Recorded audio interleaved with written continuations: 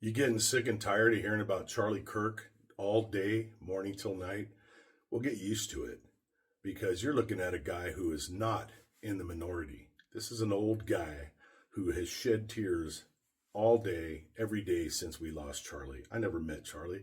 I've sure buried a lot of people that I know, and I've never shed this many tears for somebody I've never met. And I know there's lots of you that are the same. And I want to remind you of something.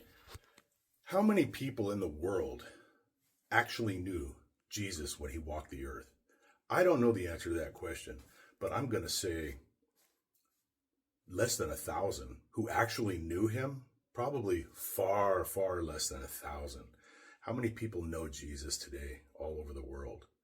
Now, I'm not saying that Charlie Kirk is Jesus Christ. Far from it.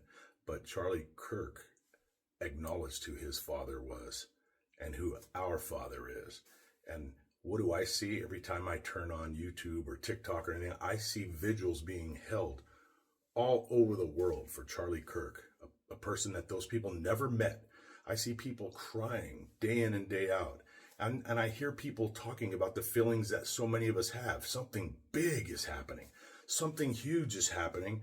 And oddly enough, oddly enough, it started with the loss of Charlie Kirk. Some weird feeling that there's great change, and it's good change, and it's not just in America, it's worldwide. I see entire sports stadiums filled with people who are coming over to Christianity.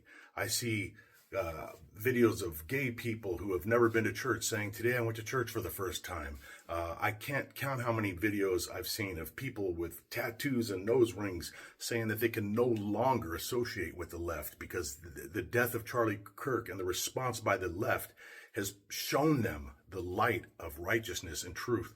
And the fact that on the right side, we encourage love, peace, and free thinking. We don't beat people into agreeing with us or we take their lives. You know, I think history is going to show that Charlie Kirk was something much, much more bigger than just a good public speaker who spoke about the right things and was a good father and a good husband and a good American and a good citizen and a good human being. He was something different. I think that it's very likely that, like some people throughout history, Charlie was sent by God to spread the messages that he spread and to be the switch in his death that ignited righteousness on this planet. Think of how young he was. Was he 32 years old? And he died a death doing exactly what he loved to do, doing something super important for humanity. And his death was like turning off a light switch. I could only pray to die that fast. I have no fear of death, but like many, I fear the method of death. Charlie died instantly. And I'm telling you, there's a reason for Charlie's life and a reason for his death. And Charlie's voice has gotten 10 million times louder. I just saw a thing that I think it was his Instagram page or something. He had X amount of subscribers and it's quadrupled. People that have never heard of him are hearing him speak for the first time. His message is going to be louder and stronger and more far-reaching in death than it ever could have been in life.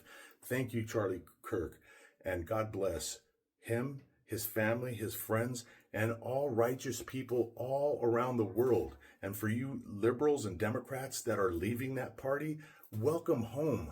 We have no agenda except for the betterment of mankind and the freedom of our speech and thoughts. Amen.